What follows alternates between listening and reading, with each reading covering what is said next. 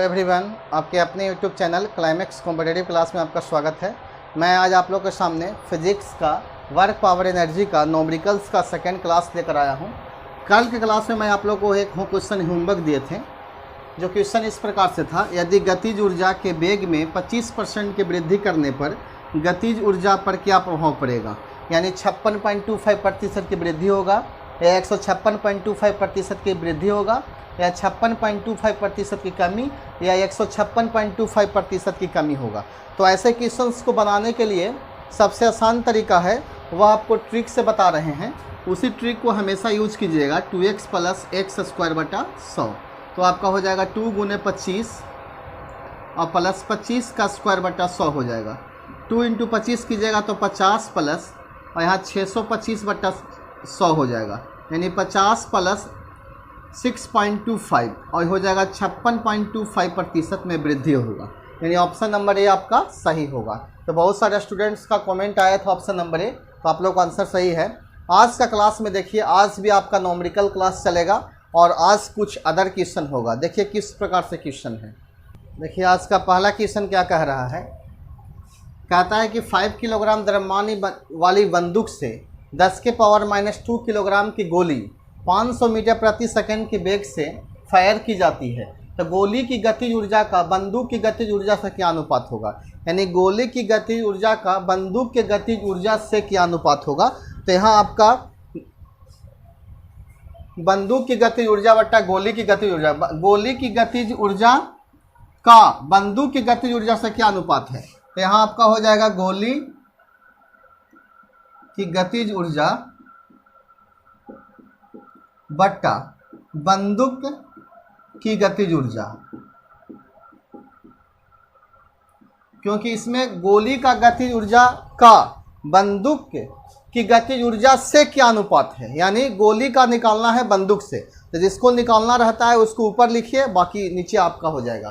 तो कहता है कि गोली का गतिज ऊर्जा का फार्मूला जो होता है ½ mv² होता है। तो सबसे पहले गोली की गतिज ऊर्जा में गोली का जो आपका ये जो बंदूक से 5 किलोग्राम के बंदूक जो बंदूक का जो द्रव्यमान दिया गया है वह 5 किलोग्राम है। तो यहाँ हो जाएगा ½ m की जगह पर गोली का जो द्रव्यमान होगा 10⁻⁻2 होगा अगुना, अब वेग जो होगा आपका 500 दोनों का सेम होगा, तो ½ mv² और बट्टा ½ और यहाँ द्रव्यमान आपका 5 किलो हो जाएगा और v² से v², हाफ से हाफ कैंसिल हो जाएगा। ये 10 के पावर अगर 5 10 के पावर 2 नीचे आए, 10 के पावर ये नीचे आएगा तो 1/5 × 10 के पावर 2 हो जाएगा। तो 1/5 है, अगर ये हम 10 से ऊपर नीचे गुना करते हैं तो आपका हो जाता है 5 दूनी के 10, यानी 2 × 10 के पावर 3 माइनस में 3। यही आपका अनुपात अगर निकालिएगा तो 2 अनुपात आपका आ जाएगा 10 के पावर 3 का अनुपात होगा। इस तरह से आपका होगा अनुपात, यानी आपका आंसर होगा 2/10 के पावर 3 या 2 × 10 के पावर -3 हो जाएगा, क्योंकि नीचे अगर आपका रहता है तो ऊपर में जाता है तो माइनस में चला जाता है। ठीक है, अगला क्वेश्चन नंबर 2 देखिए। 2 किस प्रकार से बनेगा। 2 कहता है कि किसी वस्तु का संवेग 5 सेकंड में 40 किलोग्राम मीटर प्रति सेकंड तक बढ़ने के लिए कितना बल की आवश्यकता होगा। तो आपको फोर्स निकालना है, जबकि आपका संवेग दिया हुआ है, संवेग आपका दिया हुआ है 40 और टाइम आपका दिया है 5। तो संवेग वह फार्मूला होता है m × v, लेकिन आपको फाइंड जो करना है वह फोर्स करना है, बल कितना होगा, यानी बल कितना लगाना पड़ेगा। तो बल को फाइंड करना है, तो यहाँ m × v अगर हम ऊपर नीचे t से t/t करते हैं तो इसमें आपको कोई परेशानी नहीं होता है, क्योंकि t से t आपका कैंसिल हो जाता है। अब आप देखिए m × वेग बट्टा समय तो त्वरण हो जाएगा, अब × t, और m × a आपका होता है f × t। तो p बराबर आपका f × t आ गया, तो f बराबर हो जाएगा p/t, और p का वैल्यू आपका दिया गया है 40 और t का वैल्यू 5, 8 × 5 = 40, तो 8 न्यूटन आपका आंसर होगा। सेकेंड का आंसर आपका 8 न्यूटन होगा। ठीक है, अगला क्वेश्चन देखिए। थोड़ा सा यहाँ पर समझने की बात है कि हमको बल और संवेग में क्या संबंध होता है। तो P = F × T होता है। ये फार्मूला को अगर माइंड में रखिएगा तो आपका सॉल्यूशन हो जाएगा। अगला क्वेश्चन नंबर देखिए, थर्ड किस प्रकार से बनेगा। थर्ड जो कह रहा है, पृथ्वी की सतह पर किसी बिंदु का भार 29.4 न्यूटन है, तो उसका द्रव्यमान कितना होगा, उसका द्रव्यमान कितना होगा। तो पृथ्वी की सतह पर किसी बिंदु का भार, तो भार जो आपका दिया गया है 29.4 न्यूटन दिया गया है, ठीक है। तो यहाँ बिंदु का भार दिया गया है और द्रव्यमान आपसे पूछा गया है, एम पूछा गया है। तो एक फार्मूला होता है W बराबर m इंटू जी, तो आपसे m बराबर हो जाएगा W बटा जी, और W का वैल्यू 29.4 और G का वैल्यू होता है 9.8। पॉइंट से पॉइंट कैंसिल, और 9.8 से भागा देंगे 29.4 में, तो आपको कैंसिल होगा ये 9 दूनी 18, 9 तिया 17, 9 चौके 9 तिया 3 बार में 8 के 24 के 4 हो जाएगा, तो 9 तिया 27 और 27 और 2 29, यानी 3 किलोग्राम आपका आंसर होगा, ठीक है।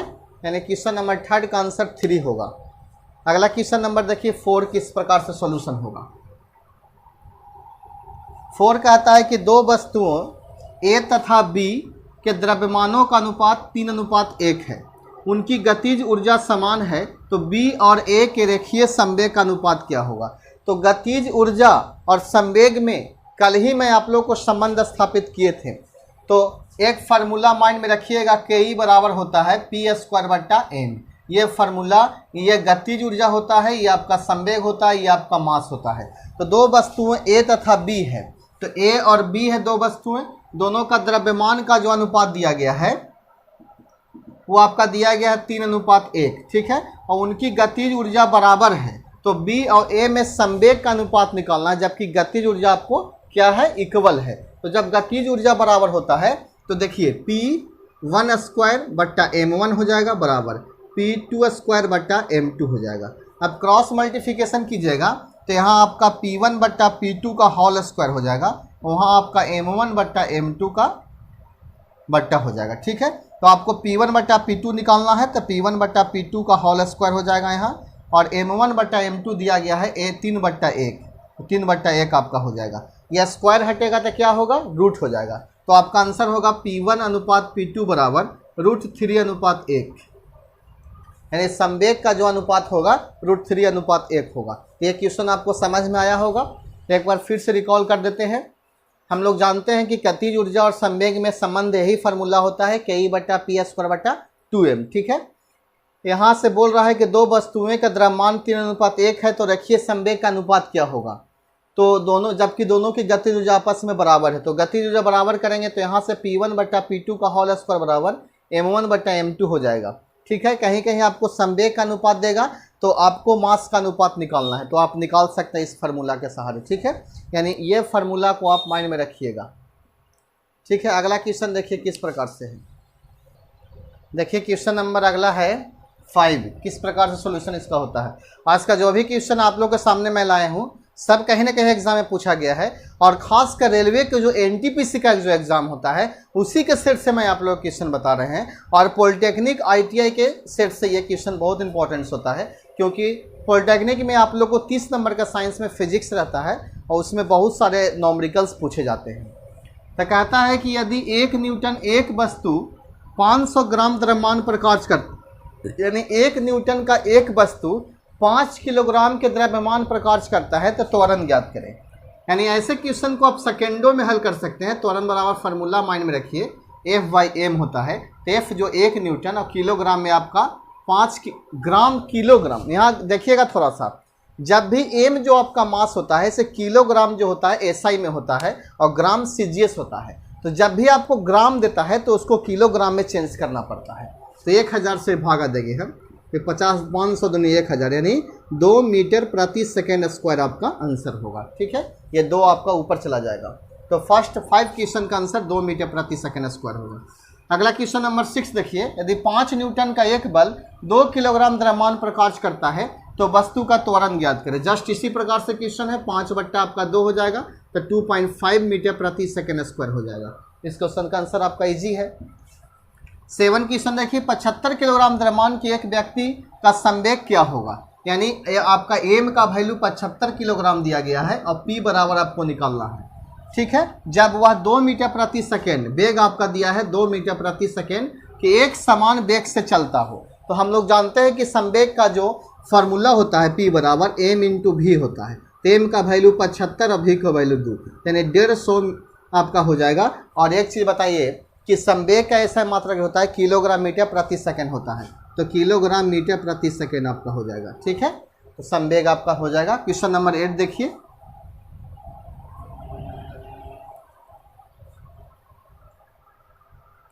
एट क्या कह रहा है? कह रहा है कोई बल 2 किलोग्राम की एक वस्तु 0.5 मीटर प्रति सेकंड स्क्वायर का त्वरण प्रदान करता है, वही बल 10 किलोग्राम की वस्तु पर कितना त्वरण प्रदान करेगा। यानी कहने का मतलब है अगर हम बल को इक्वल कर देते हैं तो आपको ये कॉन्सेप्ट से क्वेश्चन निकल जाएगा। अगर दो वस्तु का बल अगर हम इक्वल करते हैं तो बल बराबर फार्मूला होता है m इंटू ए होता है, फोर्स इंटू बल बराबर आपका होता है मास इंटू एक्सेलरेशन। ठीक है, तो अगर यहाँ इक्वल करेंगे तो m1 a1 और यहाँ m2 a2 हो जाएगा, बराबर हो जाएगा। यहाँ से दिया गया है कोई बल 2 किलोग्राम, तो यहाँ 2 किलोग्राम बैठाइए, 0.5 मीटर प्रति सेकेंड स्क्वायर, तो 0.5 बैठा दीजिए क्योंकि तो मीटर प्रति सेकेंड स्क्वायर त्वरण का यूनिट होता है। और वही बल 10 किलोग्राम, तो यहाँ 10 किलोग्राम बैठा दीजिए। और कितना त्वरण उत्पन्न करेगा? तो a2 हो जाएगा। ये आपका मतलब 0.5 से 2 में गुना करेंगे तो 1 होगा, बराबर 10 गुने a2 हो जाएगा। तो यहाँ से a2 निकालिएगा तो 1/10 होगा, यानी 0.1 मीटर प्रति सेकेंड स्क्वायर आपका आंसर होगा। यानी 10 किलोग्राम की वस्तु को 0.1 मीटर प्रति सेकेंड स्क्वायर का त्वरण लगाएंगे। ठीक है, चलिए क्वेश्चन नंबर 9 देखिए किस प्रकार से है सॉल्यूशन उसका। 9 कह रहा है कि एक मोटर कार जिसका द्रव्यमान 1200 किलोग्राम है और 72 किलोमीटर प्रति घंटा की वेग से चल रही है, उसे ब्रेक लगाकर 80 सेकंड में विराम अवस्था में ला दिया जाता है, तो मंदित त्वरण का मान क्या होगा? जैसे ही अगर कोई गाड़ी आप चला रहे हैं और आपको ब्रेक लगाने की आवश्यकता पड़ता है तो जो आपको त्वरण उत्पन्न होगा वह आपका मंदन होता है, यानी ऋणात्मक त्वरण होता है। हम लोग जानते हैं कि ऋणात्मक त्वरण को मंदन कहा जाता है। जब भी ब्रेक लगाने से जो भी त्वरण उत्पन्न होगा वह ऋणात्मक होगा और मंदित कहलाता है। तो यहाँ आपका मोटर कार का द्रव्यमान यानी m बराबर आपको दिया गया है 1200 किलोग्राम। ठीक है, और 72 किलोमीटर प्रति घंटा उसका वेग दिया गया है। तो 72 किलोमीटर प्रति घंटा जो आपका है, सबसे पहले इसको यूनिट्स में चेंज करेंगे, मीटर प्रति सेकेंड में लाएंगे हम। ठीक है, तो हम लोग जानते हैं कि अगर किलोमीटर प्रति घंटा में रहता है और मीटर प्रति सेकेंड में लाना है तो 5/18 से गुना किया जाता है। ठीक है, और अगर मीटर प्रति सेकेंड में रहेगा और किलोमीटर प्रति घंटा में लाएंगे तो 18/5 से गुना करेंगे। तो ये आपको मीटर प्रति सेकेंड में लाना है, इसमें 5/18 से गुना करेंगे, 18 72 हो जाएगा, तो 5 के 20 मीटर प्रति सेकेंड हो जाएगा। और आपका टाइम दिया गया है 80, क्या दिया गया है? 80 सेकेंड। ठीक है, तो आपसे क्वेश्चन पूछा गया है मंदित बल, तो सबसे पहले त्वरण निकाल दीजिए। तो वेग में परिवर्तन की दर को त्वरण कहा जाता है, तो 72/80 आपका त्वरण हो जाएगा। ठीक है, 72 नहीं होगा, 20 हो जाएगा, 20/80, क्योंकि 20 आपका यूनिट्स में चेंज किए हैं, 20 चौके 80 यानी 1/4 आपका हो जाएगा। तो आपका फोर्स पूछा गया है तो m इंटू ए हो जाएगा। तो m का वैल्यू 1200 और a का वैल्यू 1/4 हो जाएगा। ठीक है, आप 4 से इसको कैंसिल कीजिएगा तो 4 × 12 300 बार में कैंसिल हो जाएगा, तो आपका आंसर होगा 300 न्यूटन।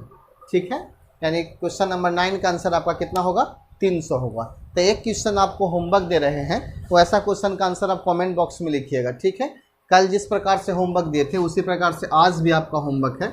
मैं हर एक क्लास में आप लोग को होमवर्क देते हैं ताकि घर पे आप उसको प्रैक्टिस कीजिए और बनाने का प्रयास कीजिएगा, और आंसर कमेंट बॉक्स में ज़रूर लिखा कीजिए। इससे पता चलता है कि आप लोग कितना मेहनत कर रहे हैं। देखिए क्वेश्चन क्या है से, आज का जो होमवर्क है बहुत ही आसान है। कहता है कि एक 1.5 मीटर लंबे आदमी, ध्यान से देखिएगा, क्वेश्चन नंबर 10 आज का है। एक 1.5 मीटर लंबे आदमी के सिर पर 50 किलोग्राम द्रव्यमान की कोई वस्तु है। ठीक है, गुरुत्व के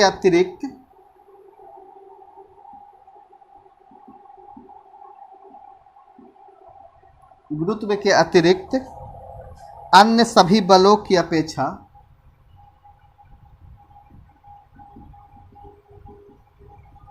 बलों के उपेक्षा करते हुए बताइए कि 10 मीटर चलने पर उसने कितना कार्य किया।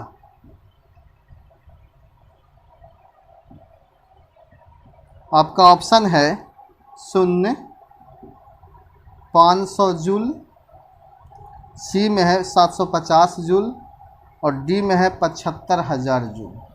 ठीक है, तो ये क्वेश्चन का आंसर आप कमेंट बॉक्स में लिखिएगा और बहुत ही आसान क्वेश्चन है। एक बार फिर से आपको पढ़ के सुना देते हैं। एक 1.5 मीटर लंबे व्यक्ति आदमी के सिर पर 500 किलोग्राम द्रव्यमान की कोई वस्तु है। गुरुत्व के अतिरिक्त अन्य सभी बलों की उपेक्षा करते हुए बताइए कि 10 मीटर चलने के बाद उसमें कितना कार्य होगा। 0 500 750 जूल और 75,000 जूल। तो इस क्वेश्चन का आंसर जरूर कमेंट बॉक्स में लिखिएगा। और अगर ये वीडियो आप लोग को अच्छा लगता है तो इस वीडियो को आप लाइक कीजिएगा और ज़्यादा से ज़्यादा अपने दोस्तों के पास शेयर कीजिएगा। धन्यवाद।